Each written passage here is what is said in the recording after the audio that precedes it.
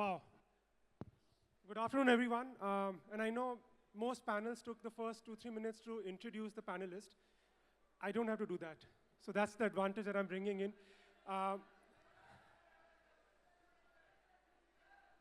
That's Oyo and Shark Tank. Sorry. So I think just wanted to start off. I was just doing this math. The average age of this panel is going to be, the fitness age is going to be about 35 or 32. I'm the one who's adding on to the average age because I was just trying to figure out how to start this panel discussion. And I think with this set of panelists, I could have asked anything from what went on to the last over in that match to what happened with the next movie or the next restaurant that you're opening, the innovation in the healthcare space that's pending. But we are here in Mumbai, and Mumbai ke naam mein AI hai. So we have to talk about AI in this conversation. So we'll just try to cover up a few points on AI and how AI is sort of impacting it. I just want to start by asking the panel, all the audience out here, how many of you use AI or technology for your health and fitness? And maybe out here, how many of you use AI and technology for your healthcare and fitness? So maybe, yeah. I get my knowledge from the kids, because I need that, but personally, I'm a little tech challenged. Tech challenge. So let's start with that as a first conversation. So we want to cover about adoption, and maybe Rahul, I can start off with you. On the usage of AI, when it comes to sports, fitness, health, where do you see AI getting used a lot now? Where do you not get used? Where AI does not get used enough? And just how are you seeing AI adoption happening in the current context when it comes to sports, fitness, health, etc.? Yes, firstly, thanks a lot for having me here. It's a pleasure to be here. Like Sunil said, I think I'm sort of figuring it out a little bit in a sense that I'm curious and I'm learning about it. And I can just clearly see how it's getting adopted a lot more, especially in sport. And I'll speak about, say, cricket and coaching and what I'm involved in now. We're seeing it being used a lot more and more. Obviously, we've gone from, you've almost seen a full cycle, right? You've seen a full cycle from the VHS tape where, you're recording cricket matches, and my father would, sort of when I went on tour, my dad would, put the VHS tape on and press play, and then when I went to the non-strikers end, he would play pause, and, sort of literally that, and then hand me a bunch of VHS tapes when I came back from a tour, wherever I had gone. To now, today, literally, where you have things at a click of a button, where you have, we've gone from a stage where we've gone from that to having video analysts on board, technology and sort of data and video analysis, videos being collected immediately, being available to you at the click of a button, to actually now going to a point wherein you can actually analyze a lot of this data and not relying just on human intelligence to do that, but allowing the machines and allowing sort of artificial intelligence to be able to analyze tons and tons of that video and that data a lot better than you could not a lot better than you could as humans, but I would say a lot more than you can physically as a human being. So yeah, you're already seeing that in sport, and you're seeing the adoption of that because there's so much of tons of information, and I think what's happening now is so much of data is being collected, right? It's almost physically impossible for one person to be able to go through each and every one of those things. So I think just having AI and having the intelligence to be able to simplify that and maybe give you just a simplified version, or to be able to maybe find some level of answers from that. I'm not saying that you can adopt it completely, but certainly it's a great tool, and it's something that is being used more and more in sport and in terms of strategy, in terms of tactics, in terms of player development, player enhancement. I think, at this day and age, you've got to be able to use all of this data and technology to your benefit. You can't become a slave of it, but certainly there are huge advantages to using artificial intelligence. So for a lot of professionals here and people who are interested in AI, will there be a job of chief AI analyst for the Indian cricket team soon? Yeah, there could be a job of explaining it to Rahul Dravid. That, if you want, I can, All right, so moving on. So we were just talking earlier, and I think you mentioned that you don't wear wearables because you don't want that to dictate. But I think a lot of people may or may not know that you're a massive fitness freak. Just what's your usage of AI, and how do you sort of tackle data overflow for yourself? See, good morning to all of you, good afternoon to all of you. Once again, thank you for having me here. Yeah, earlier fitness was about one size fits all. You know, same training, same nutrition, whether you're age 18 or you're age 7 or you're age 60. The training was the same, the diet was the same, the routine was the same. But thanks to AI now, a lot has changed. You understand your own body, whether you're talking about food, you understand the gut biome, and the food that goes along with it, your training, the sport that you're involved in, or the profession that you're involved in also matters a lot. And AI has come in and helped break that up beautifully. You know, I know as a cricketer, I have Rahul training at home, and he trains very differently from the way I train.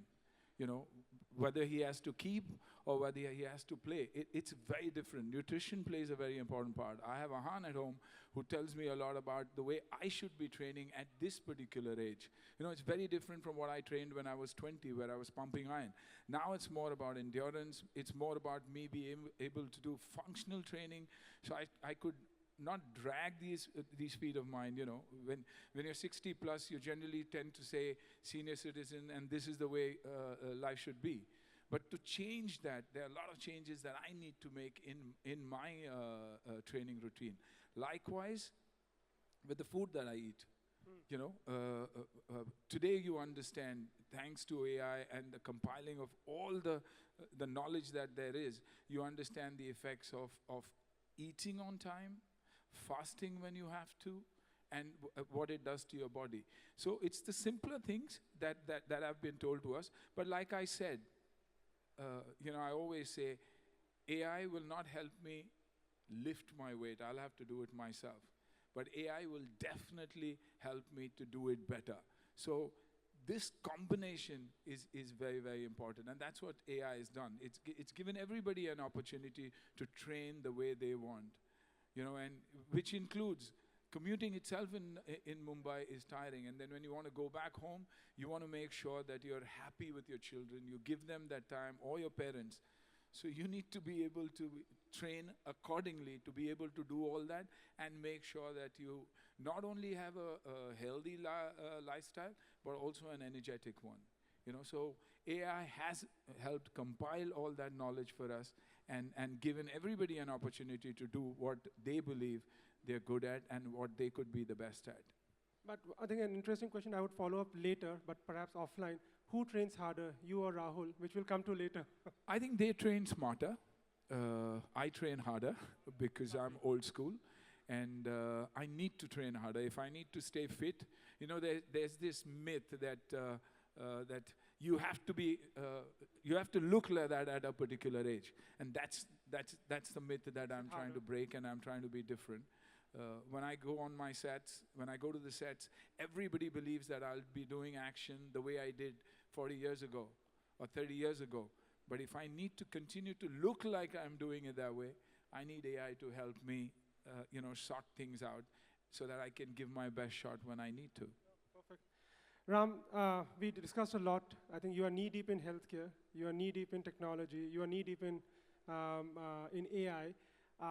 Do you see the adoption today at the right level in terms of how AI is getting consumed, used, let's say by consumers and sort of individuals, but also by serious serious fitness enthusiasts? Is the AI usage at the right level something that you're seeing missing out right now? I think it's a great question. First of all, thank you for having me, and congratulations to everyone who set this up. Amazing people here, and I'll learn more from you guys than I'll ever impart. So that's the fun part for me. So look, I've been in healthcare for many, many years, since '93, and the idea is where I see the gap in solving it is lack of awareness, lack of access to world-class, evidence-based international standards. And we're honestly not at the point where you have real-time analytics which will give you precision, personalized healthcare. I think when we go from an LLM model, which is generative, to a predictive model to general AI, that's when we'll get there. But what's happening is, as we're training the neural networks to give us the data we need, I'll give you examples. In cricket, you could use a field recognition monitor as well as personalized inserts into the players and see what they're doing right and wrong, and real time give the coach exact what analytics they need to do to hit the ball out and get a sixer, right? In what you're doing in staying in shape for the screen, as well as when you're on screen doing a stunt or something, we could predict when you're gonna fail, if you're gonna have an injury, same with what you're doing. For me in healthcare, the biggest thing I struggle with is, when will someone come into problems? And the idea is, if you can look back from the cradle to the grave and analyze what their makeup is, and I think Sunil said it very well, that precision personalized healthcare, which is customized to your needs, is the order of the day. And that's not necessarily what we're doing. We have cookie cutter medicine. And what AI will allow us to do, and it's already doing it in different areas, we talked about a few things which are really pattern recognition, which you've trained, and I think that's very early. I think when it becomes self-learning and self-aware, not like Terminator, but something which actually analyzes and figures out the next step, that's when it's gonna get exciting for me, because then I can say in real time that we can create a triage bot, which tells the doctors that this patient's in trouble, that patient's fine. Because in India, let's face it, there's only 1 million doctors, over 1.412 billion patients. And then you look at the different disciplines, how do we intervene before they get into trouble and move the pendulum from acute care, where it's a natural history study of medicine, to prevention, early recognition, and early treatment. And that's what my interest is in. Understood. So I think one thing that we are getting commonly is that it brings personalization. It makes life, gives very specific feedback to individual depending on your background, depending on what you do. But in the context of AI being talked a lot about, sometimes it gets overused and sort of abused in a broader context, and we start relying a lot. And I just want to touch upon the context of trust, and how much do we trust what AI throws at us, and is that relevant or not? And before I start off, maybe just a raise of hand, and this is something I thought earlier I'll ask to the audience. You are on the World Cup final, the T20 World Cup final, and this is the last over. You have an AI predicting who should you give the last over to, versus a coach predicting who should you give the last over to. How many of you would trust AI? Okay, that gives you the answer. How many of you would trust the coach? And maybe that's a deep question for you. So that's the question for you, Rahul. I think just maybe from a context of how people look at AI, and you guys are thrown with tons of data, and I've been tracking a lot of information coming from media and social media, what kind of data that everybody's looking at. But is that an overdosage of data, and therefore it becomes difficult to trust everything that AI is throwing at you? And how do you build trust? Is it a partner? Is it a over-empowering sort of factor, etc.? I think it's a balance, like Sunil just mentioned, right? I think it's a balance. You've got to find that balance between recognizing that that the data is important.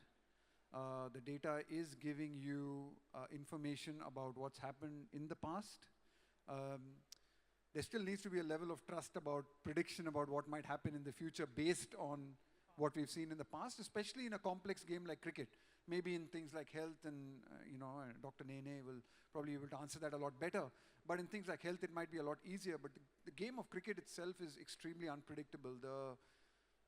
Even the data that you're collecting in cricket it's not exact, right? Because the nature of the game itself, if we look at, it's the one sport that we play in the world today which is played on a natural surface, right? Most other sports today, there's a lot of data collected in baseball, for example, to give you an American example, and it's probably where it's at its peak, baseball and basketball.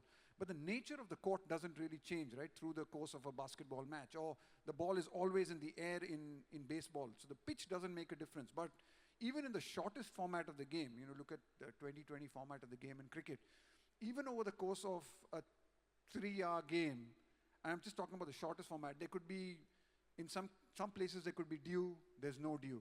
Right? You might have more dew in Bombay, but you might not have dew in Bangalore. I'm just giving you an example. So when you're collecting that data as well, and of course people are getting advanced and people are collecting data a lot better, but I still think that we still need to get there to be able to have that complete confidence to be able to predict exactly what might happen in the future based on collection of past data. It's a great guide, it's a great tool, it gives you great ideas, it gives you a great sense of what might happen. You could look at the past records of a ground, say the Wankhede Stadium, the last 20 T20 games. It will give you some idea, but it will not take into account what the groundsman would have prepared 2 days leading into the game, which is actually the most important thing, and not 20 games of data. So I think a lot of that, eventually we're getting there, and we're much, much better than we were 5 years ago, 6 years ago, 2 years ago. And you're constantly getting there and you're getting better. But I think you're always going to need a combination of the two. You're getting a lot of data, and I think the smart people for me, or the real need is going to be people who are going to be able to read that data, understand that data, and then be able to understand how much of that data do you actually want to pass on to your players, right? You can overload your players with too much of data. And do you do that? Do you, as at a coaching level, that's the job, really. I think that is the job. Our job is really to collect the data, and I would say that of the data that we've collected, you went to the T20 World Cup, and we did a lot of data in the year and a half, 2 years leading into that World Cup. I would say the players probably saw 1/100th of what we actually saw as coaches. Eventually you distill it down and you say, okay, this is relevant. There's no point showing somebody data if you actually can't. So you can show data to some player and say, hey, this is what's wrong with you, or this is what you need to improve.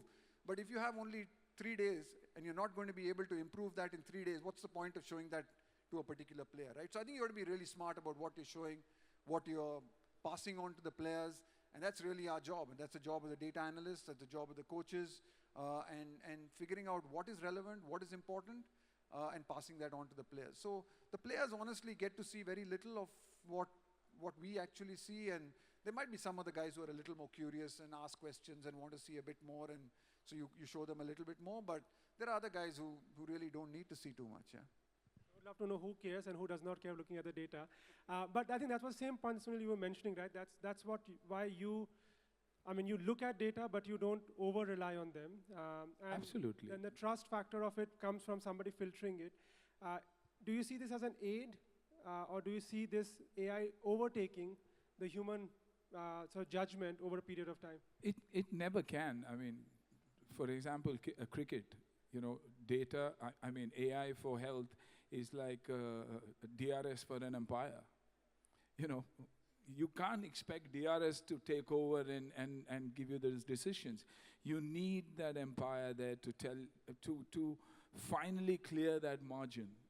If it's an edge, if it's an umpire's call, it's already an umpire's call. Then the third umpire comes in and says, no, this is the way. That's the balance that is required. That's the balance world over we are seeing, whether it's basketball and use of AI from a fitness perspective or any other sport. Every sporting club in the world is probably using AI just to understand from a fitness perspective, the players from a fitness perspective, how much do they need to play? How much do they need to recover? What is the kind of sleep that they need? Are they in the frame of mind to be able to play? That is what AI helps you with. That is what those bands and that rings help you with. But then at times I've seen kids. For example, me. If I haven't slept well, my window for training is between 5:30 to 6:30 because it's a 9 o'clock call on set. It takes an hour and a half for me to travel either way. Where do I have the time?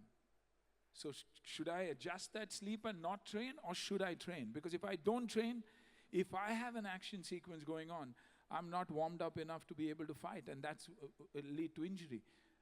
So you don't know what to do. Then you rely on yourself. The human AI. Absolutely, the human AI. It's like flying. Brilliant AI is in, autopilot is in, but can you fly without a pilot?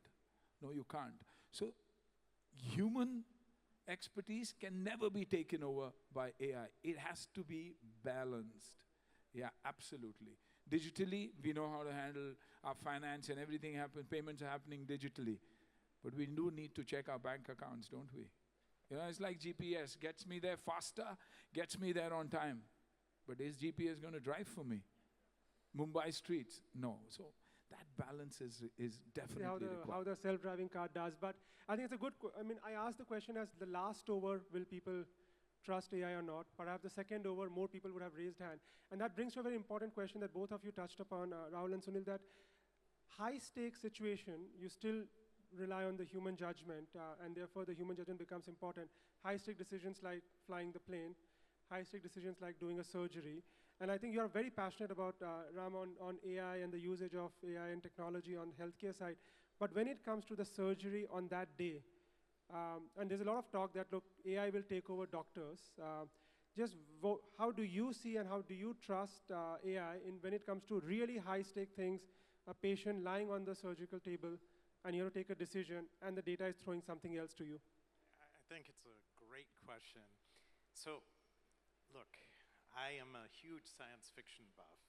And if you guys have ever seen Star Wars or any of these movies, they have these droids which administer care. I was also a robotic surgeon, and that was designed for automated surgery off the battlefield because there aren't enough.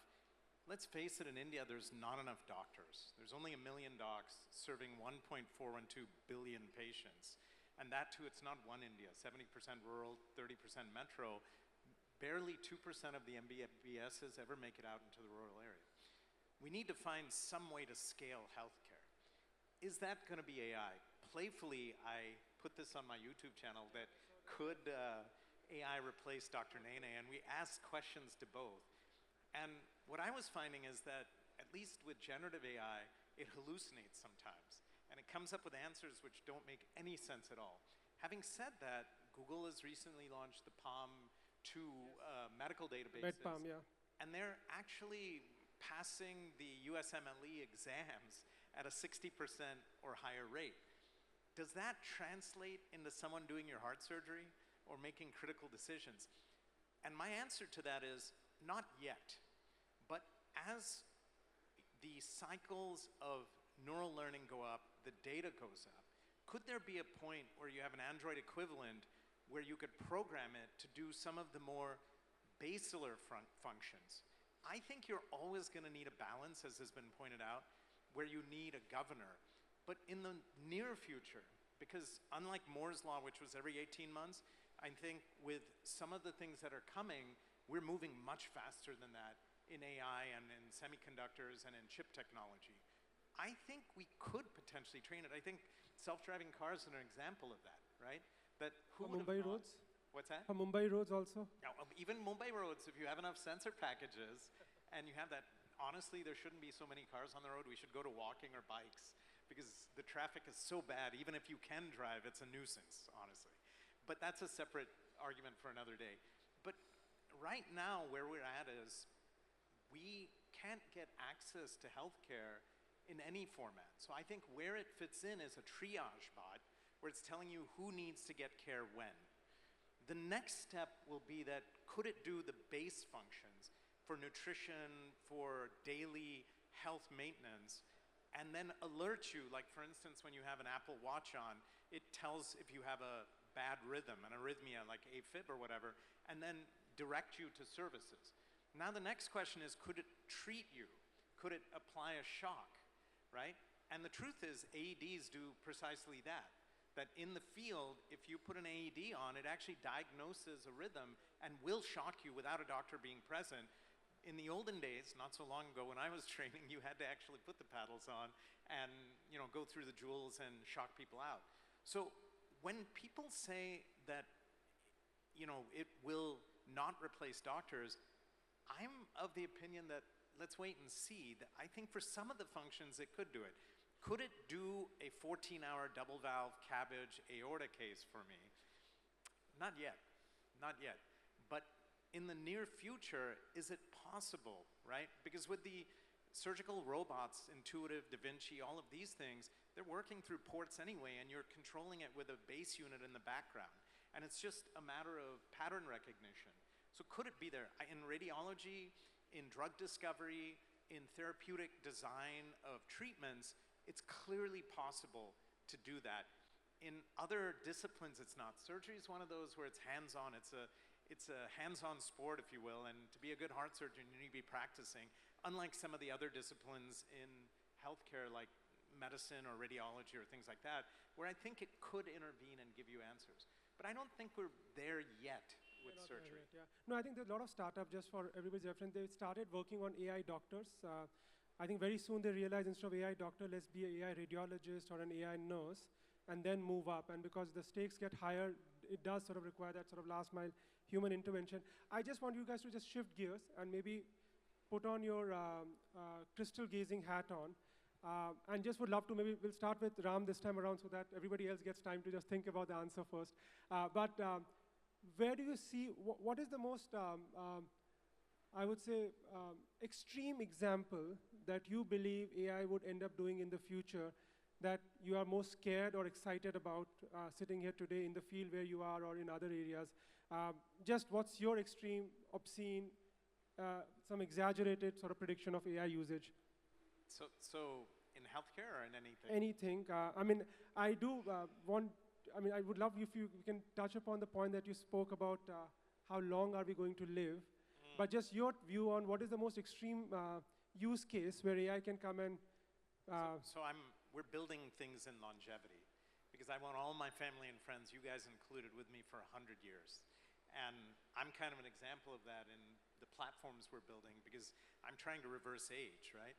If we could design algorithms which look at your genetics, your medical history, your family history, social history, socioeconomic background, and your goals, and then work backwards and forwards to decide at which points you'll need intervention, it would be a relatively easy means of then going forward. But I see even huge strides being made in other things. I'll give you an example. Neurology and psychiatry and the mind are fairly undiagnosed. Imagine if I can tell you what you're thinking and why you're doing something. Not the what, but the why. And then engineer a solution, and you just have to think it and it gets done, right? That I see with Neural Leap and Neural Link and all of these things, brainwave. Read your mind. Yeah, and also with the transmitters, neurotransmitters we don't know enough about. So that's one thing. The second thing for solid organ systems, it's very easy to figure out. They have a lot of biomarkers and tests. Now, there's recently a guy here who talks about longevity and is really a marketing guy, has no medical background. We talked about that, and I won't name names, but I think you know who I'm talking about. Look, I think a lot of it is marketing. We need to get down to the details. But I see AI potentially identifying what is important from the cradle to the grave in your career and acting as a governor so that it can extend the reach. If I'm a doctor in the trenches, there's only so many people I can see. Even with nurses, hospitals, all these things, I won't be able to predict who needs what when. If I'm working with something with the military to try to figure out which soldiers are at risk for what. And if they're on a battlefield, what happens? Similarly with sports, we're working on something to figure out who's going to have a strength injury or a strain injury or something, and also to see how they can perform better. In various other disciplines, imagine in acting, if you had something that went into your head and said, maybe if you did this a little differently, that would be the outcome. So I think that field becomes very interesting, where could we control minds? That's what it comes down to at the end of it, and that's the scary prospect for me. What's going on in the US right now is very overt, but imagine if someone's doing it from the background as a puppet master or the kingmaker, doing it without you knowing it, right? Giving you brainwaves and doing things like that. Sounds like science fiction, but trust me, we're on the cusp. So maybe... I think he's answered it all. He scared the crap out of me for sure. Honestly, see, social media itself is scary. Now imagine AI taking over and what's going to happen. I mean, media is all about who's first, not who's right. Let's put it out there, do the damage, फिर देखा जाएगा. और देखते तो कुछ नहीं है. तो अगर आप पढ़ते हो, you're ill-informed. I mean, you're rather uninformed. और अगर आप देखते हो, you're misinformed. So anyways, the world is lost. Everybody is being judgmental, passing judgment onto other people, how they should live their life, forgetting very clearly how we need to live ours. And now suddenly AI, and you scared me. Of course, and a lot of people are using it for their advantage. So that is, cloning itself is scary. The kind of stuff that comes out in the media, pictures that are out, videos that are out, it's scary. But I think, let's believe that it is for the betterment and that we are going to use AI from a health perspective to compile all the knowledge that is available, that Ayush, India has always been about a long life, a happy life. So let's compile everything that Ayush, Ayurveda, Yoga, homeopath, everything Unani has to offer us to make it affordable, adaptable, and approachable for all of us.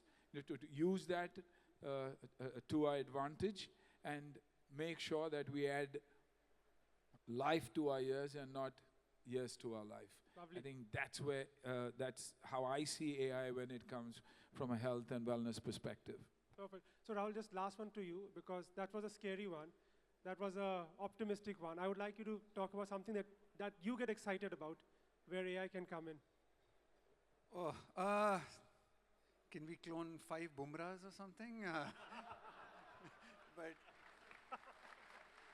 I mean, I'm just saying that, but it wouldn't be fun either, right? I mean, what would be the fun in that, right? Where's the uniqueness then, right? Correct. So I think the best left to the more serious stuff like Dr. Nene is doing or Sunil is talking about in health, in medicine. I think maybe leave sport alone for a bit, and we don't want to get AI too involved in sport. I think there's got to be that human element to it. There's got to be a level of uniqueness to sport, and I think so. That would be my wish, really, that we'd never get to a point where we are it becomes easy, or it becomes easy to do things, right? Bumrah is unique because it's so hard to do what Bumrah does. So yeah, for me, the wish actually is that we don't ever get to that point where we are cloning people and getting to the point where it's easy to do some of the superhuman things that we see some of these guys do on any sporting field. We leave the superhuman stuff to Dr. Nene and all of that stuff that they do in the medical field. What about no selection committee? Sorry? What about no selection committee? I'll ask Ajit if he's... I No, I think, if again with I think just, it's already, you're already seeing data being used a lot in selection and becoming a lot better in terms of selection and fairer selection and all. But I still think at the moment we have not reached that point where we can just use data and stats and machines to be able to pick sides and pick teams for variety of conditions as well. We're getting there, we're getting better and better at using data and selectors, and when we pick IPL teams, you're using data and analytics a lot more than we did when we first started out the IPL. So that's already there, but I don't think you can completely rely on it. I wanted to say one thing to the points. We're not able to replicate creativity or the soul. And until we can do that, how the variability happens, because it's been commented that 40% of the jobs will be gone. I don't think they'll be gone, there'll be different jobs, right? But the idea is the human creativity will never change, and that variability is what's exciting for me, because we should be able to control them. And for them, it's pattern recognition, relearning. Will it ever be something unique, right? Like Bumrah comes in and he does something unexpected, right? Or you do something on screen which no one's seen before, and you didn't even think about it. You'd seen the script, memorized the lines, but you threw a curveball, right? Or even for me, in the heart surgery theater, sometimes you had to innovate because it wasn't the diagram you learned in med school, right? So that human creativity angle and the soul which we have is something which I think they're going to have a hard time replicating. And for that reason, I think we're still essential for now. Thank God. But I mean, just to say, I think even in the sporting field, one of the things that you're really hopeful about what AI might be able to do is injuries. I mean, just look at the level of injuries that we have, and no one really has a perfect answer as to why people pick up stress fractures, and there's no one size fits all. And I'm just using a stress fracture of a back as an example for fast bowlers, and we've seen over the last years like so much of data, so much of sports medicine, science, and stuff going into it, but no one being able to really predict that. And that's sad, right? That's careers, people's lives. So if AI can get us there and be able to predict injuries, No, and Bumrah avoid Champions Trophy is a tough one, yeah. Yes, it's true. Yeah, but it's happening, and that will really help sport and the human race. Perfect. On that positive note, we have 9 minutes left. We'll open up for 3 questions from the audience. I don't know if there's a mic. Just a straight question, guys, and nothing to do with the Indian cricket team or anything else, but just a question on AI, health, fitness, sports. Hello. Hi, I'm Dr. Ria. I'm a surgeon at Nanavati. So my question is, what in healthcare do you think is going to be the next big boom in AI? Everybody looking at you now. It's got to be you, Doc. So there's so many areas. You know, there's 5 or 6 areas that we're moving into, right? Diagnostics, radiology, 3D drug discovery, right? Anything, I think there's going to be waves. The first wave is going to be easy pattern recognition. The second wave is going to be getting huge amounts of data. And in India, we're very fortunate in that we have a lot of data. And now with the Ayushman Bharat digital mission, we actually have access to that in an anonymized fashion, kind of like UPI and Aadhaar. So we'll be able to design and extrapolate that data with the APIs we put on top of it. And then the next wave will be how to think like a doctor or a nurse, right? Because the problem is we have so few talented individuals who do so much work, and there aren't enough schools to train more, honestly. So I think the first wave has already started, right? We were talking about Cure.ai, we were talking about Palm, we were talking about various other things. We've already started down that path in doing diagnostics for TB, for mammography, for that in radiology.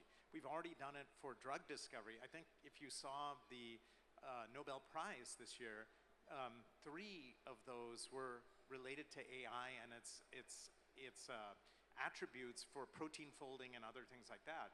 So I think we're already in that area. Now the question is, how do we take it forward? And that's going to be the killer part when you get huge amounts of data in and the predictive value of asking the right questions, like why in Surat do you have so many diabetics and why does this drug work versus that drug?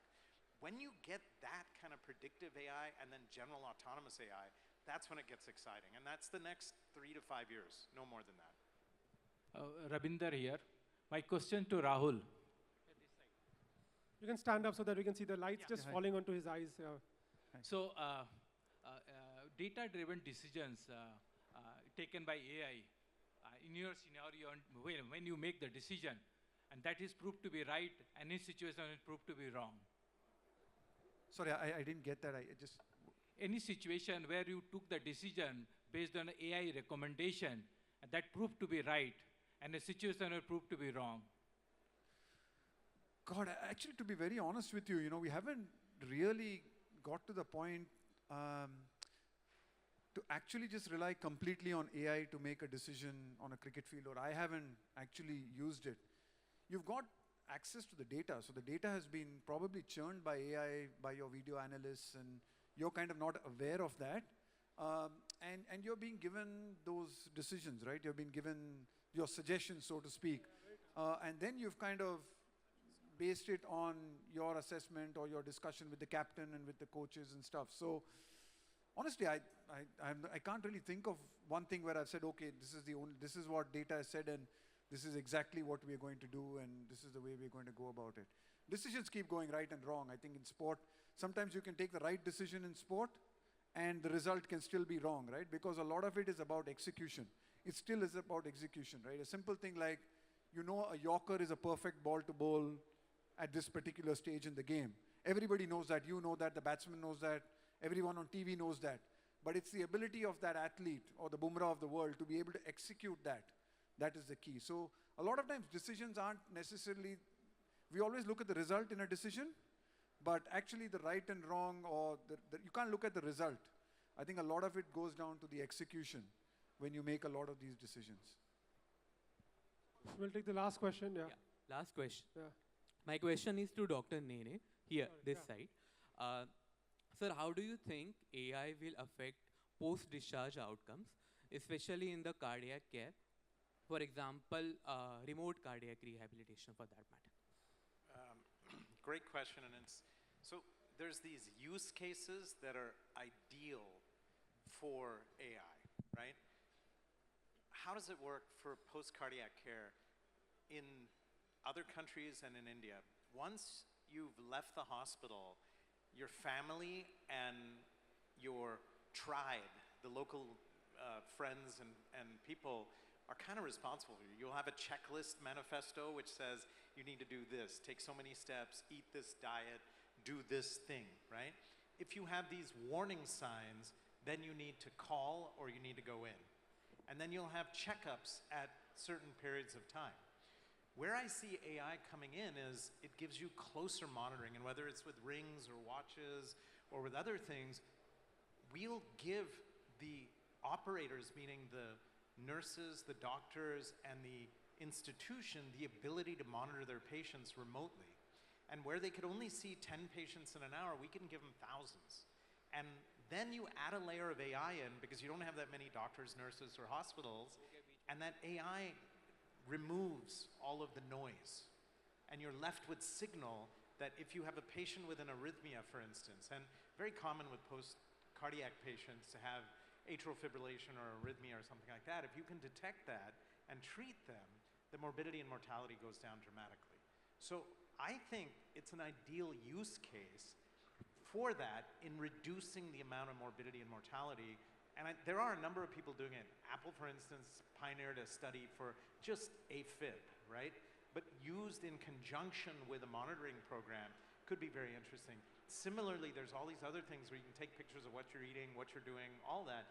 Imagine using that use case for post-cardiac, post-OBGYN, post-surgical patients, and then use it for all hospital patients who are hospitalized. And what happens for me as a physician is I see in real time what's going on with my patient if I want to dive deep, and usually don't have time. But if you have an AI layer which is constantly parsing and saying, look, this person's on path, this person is not. And what you have to do is triage and decide if you're not on path, this person needs to go in.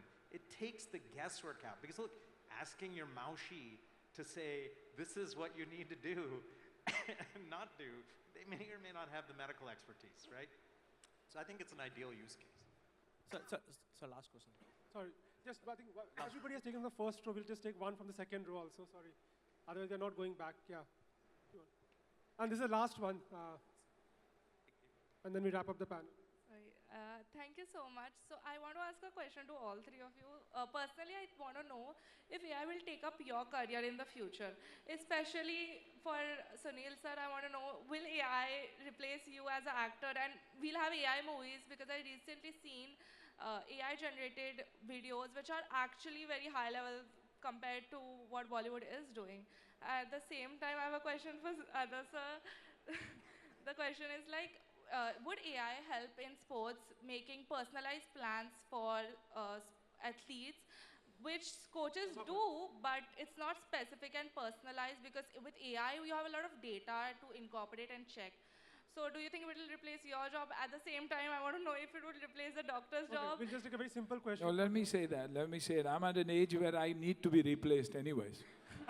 Okay? So I only hope that AI enhances whatever I've done, and my past, and my image is created, and I make money out of that. Okay, so I don't care about being replaced by AI at all. You know, because AI can do a lot, but can't do what I do. Like I said, fitness. I need to go to that gym in the morning. Agreed. AI is not going to do it for me. I need to eat right. Yeah. You know, so I've done it without AI all along, and hopefully it'll only help me make some money. So just quickly, some parts of my job, yes, I think AI will potentially replace. It's already helping us do that. But I think Dr. Nene mentioned it really well, where he said it can't replace creativity, emotional intelligence. So I'm hoping that for some time at least, you know, that part of it, the relationships, the communication, that part of it I can still do as a coach. But we haven't seen too much emotion. We haven't seen too much emotion from you ever. But we don't see too much emotion coming out of you ever, but that's a separate thing altogether. He's like the rock. So one thing is, we're not scalable instances. And that's the problem, right? You can't scale Sunil Shetty. But on the other hand, if you can give him an IP fee and scale him, he makes more money, right? Same with Raul. And with me, you know, it's the same thing, but more lives are saved. And so honestly, that was my problem as a heart surgeon. I could only do 3 to 5 cases in a day. At the end of the year, 500 to 2,000 patients got my services. There's 8 billion people on the planet. So the idea is, if we can use AI and machine learning to scale our instances to many more people, there's an advantage there. So that's how we need to look at it. Wow, what a fantastic panel. So we'll just wrap it up here. Sorry. So like Doc says, if there are any takers for the two of us, please let us know. AI, scale, do something, yeah? Absolutely. Okay, we're wrapping it up here. Look, multiple business ideas just for just wrapping it up. I think we got the idea that you can scale up digital avatars and AI avatars of celebrities. So anybody doing that work, please work on that. And there are investors and sort of funders here. AI for injury prediction, again, an interesting field for people to work on. AI to recreate 5 Bumrahs, again, a business idea up for taking. But thank you very much for taking our time and speaking with us. It was a fantastic conversation and hopefully gives a lot of thoughts for everybody attending it today. Thank you.